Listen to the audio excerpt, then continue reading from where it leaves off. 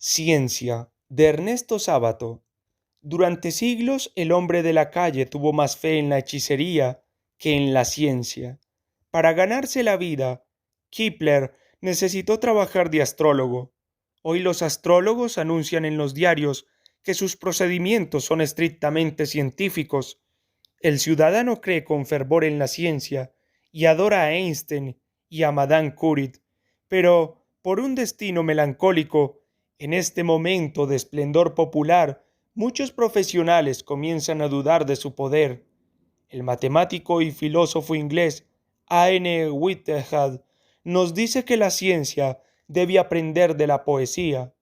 Cuando un poeta canta las bellezas del cielo y de la tierra, no manifiesta las fantasías de su ingenua concepción del mundo, sino los hechos concretos de la experiencia desnaturalizados por el análisis científico. Probablemente este desencuentro entre el profesional y el profano se debe a que el desarrollo de la ciencia a la vez implica un creciente poder y una creciente abstracción. El hombre de la calle solo ve lo primero, siempre dispuesto a acoger favorablemente a los vencedores. El teórico ve ambos aspectos, pero el segundo comienza a preocuparle en forma esencial, hasta el punto de hacerle dudar de la actitud de la ciencia para aprender la realidad. Este doble resultado del proceso científico parece contradictorio en sí mismo. En rigor, es la doble cara de una misma verdad. La ciencia no es poderosa a pesar de su abstracción, sino justamente por ella. Es difícil separar el conocimiento vulgar del científico, pero quizá pueda decirse que el primero se refiere a lo particular y concreto, mientras que el segundo se refiere a lo general y abstracto. La estufa calienta es una proposición concreta, hasta doméstica y afectiva, con reminiscencias de cuentos de Dickens. El científico toma de ella algo que nada tiene que ver con estas asociaciones.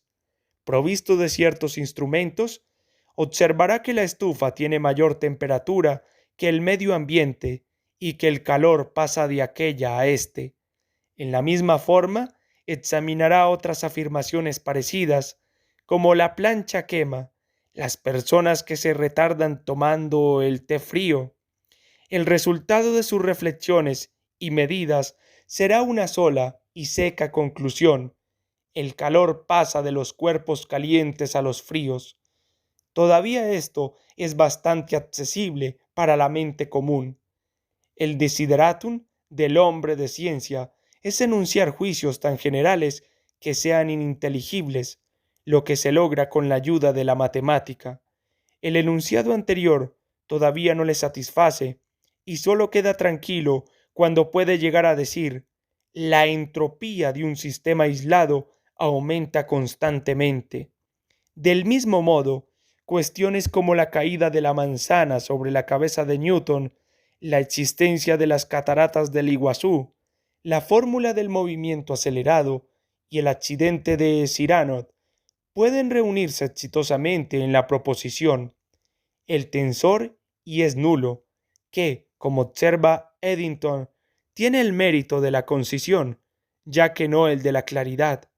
La proposición "la estufa calienta" expresa un conocimiento y por lo tanto da algún poder al que lo posee. Sabe que si tiene frío será conveniente acercarse a una estufa, pero este conocimiento es bastante modesto, no le sirve para ninguna otra situación.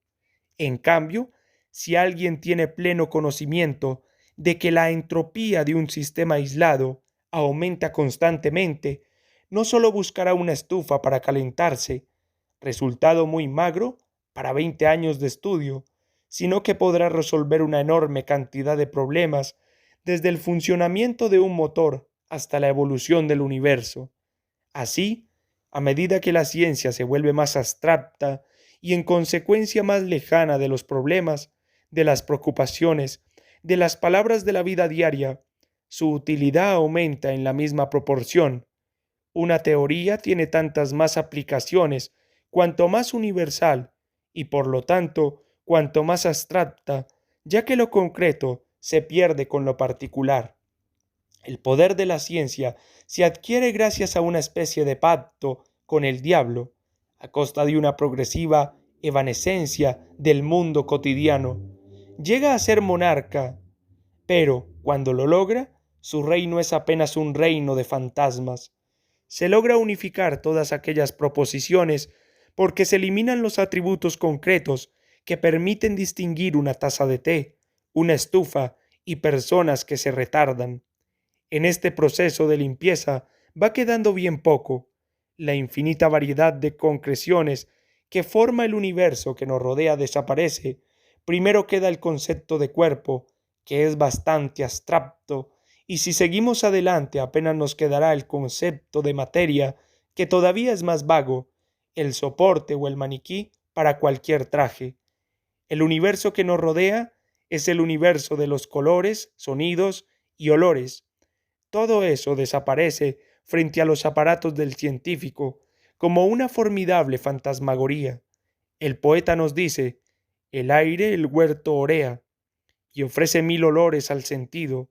Los árboles menea con un manso ruido, que del oro y del cetro pone olvido. Pero el análisis científico es deprimente. Como los hombres que ingresan en una penitenciaría, las sanciones se convierten en números. El verde de aquellos árboles que el aire menea ocupa una zona del espectro alrededor de las 5000 unidades Armstrong. El manso ruido es captado por micrófonos y descompuesto en un conjunto de ondas caracterizadas cada una por un número. En cuanto al olvido del oro y del ceretro, queda fuera de la jurisdicción del científico, porque no es susceptible de convertirse en matemática. El mundo de la ciencia ignora los valores. Un geómetra que rechazará el teorema de Pitágoras por considerarlo perverso tendría más probabilidades de ser internado en un manicomio que de ser escuchado en un congreso de matemáticos. Tampoco tiene sentido una afirmación como tengo fe en el principio de conservación de la energía. Muchos hombres de ciencia hacen afirmaciones de este género, pero se debe a que construyen la ciencia no como científicos, sino simplemente como hombres. Giordano Bruno fue quemado por haberle cantado frases por el estilo de creo exaltadamente en la infinidad del universo. Es explicable que haya sufrido el suplicio por esta frase en tanto que poeta o metafísico, pero sería penoso que haya creído sufrirla como hombre de ciencia, porque en tal caso habría muerto por una frase fuera de lugar. Estrictamente, los juicios de valor no tienen cabida en la ciencia, aunque intervengan en su construcción. El científico es un hombre como cualquiera, y es natural que trabaje con toda la colección de prejuicios y tendencias estéticas, místicas y morales que forman la naturaleza humana. Pero no hay que cometer la falacia de adjudicar estos vicios del modus operandi a la esencia del conocimiento científico.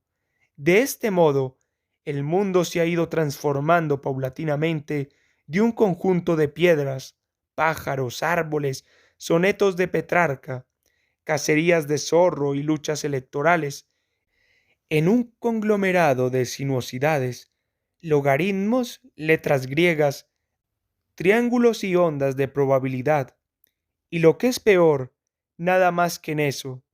Cualquier científico se negará a hacer consideraciones sobre lo que podría estar más allá de la mera estructura matemática. La relatividad completó la transformación del universo físico en fantasma matemático. Antes, al menos, los cuerpos eran trozos persistentes de materia que se movían en el espacio. La unificación del espacio y el tiempo ha convertido al universo en un conjunto de sucesos y en opinión de algunos la materia es una mera expresión de la curvatura cósmica. Otros relativistas imaginan que en el universo no hay pasado, ni presente, ni futuro. Como en el reino de las ideas platónicas, el tiempo sería una ilusión más del hombre, y las cosas que cree amar y las vidas que cree ver transcurrir apenas serían fantasmas imprecisos de un universo eterno o inmutable. La ciencia estricta es decir, la ciencia matematizable, es ajena a todo lo que es más valioso para un ser humano, sus emociones, sus sentimientos de arte o de justicia, su angustia frente a la muerte. Si el mundo matematizable fuera el único mundo verdadero, no sólo sería ilusorio un palacio soñado, con sus damas, juglares y palafreneros, también lo serían los paisajes de la vigilia o la belleza de una fuga de Bach, o por lo menos sería ilusorio lo que en ellos nos emociona. Ciencia y moral. Un telémetro de artillería requiere el concurso de matemáticos, físicos e ingenieros, pero puede ser utilizado por los ejércitos de un bandolero o por hombres que luchan por la libertad. Los productos de la ciencia son ajenos al mundo de los valores éticos. El teorema de Pitágoras puede ser verdadero o falso, pero no puede ser perverso, ni respetable, ni decente, ni bondadoso, ni colérico. Sin embargo, la matemática, la física y en general todas las ramas que han llegado al estadio de ciencia estricta, no de simple conocimiento o clasificación empírica, Wissenschaft, tienen un valor formativo que debe ser calificado como moralizador. En la ciencia estricta, el yo debe ser sacrificado a la objetividad. El hombre que investiga la naturaleza lo hace con los deseos, prejuicios y vanidades que son inseparables de la pobre condición humana, pero, frente a los insobornables hechos, hay un instante en que el investigador debe abandonar sus deseos, sus prejuicios y sus vanidades. Este es el duro momento en que un verdadero científico se manifiesta superior al resto de los mortales. Si Aristóteles hubiera sobrevivido hasta el Renacimiento y hubiera aceptado la refutación de su teoría ante la experiencia de la Torre de Pisa, entonces habría pasado a la historia como un verdadero hombre de ciencia. Estas rectificaciones no son fáciles.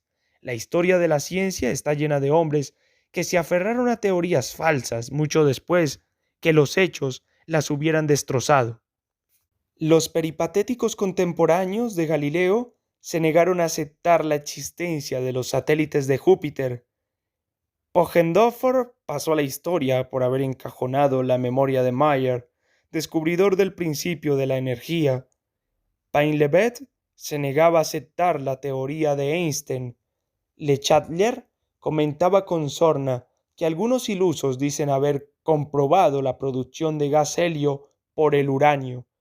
Varios años después que centenares de físicos trabajaban en radioactividad, la ciencia es una escuela de modestia, de valor intelectual y de tolerancia. Muestra que el pensamiento es un proceso, que no hay gran hombre que no se haya equivocado, que no hay dogma que no se haya desmoronado ante el embate de los nuevos hechos.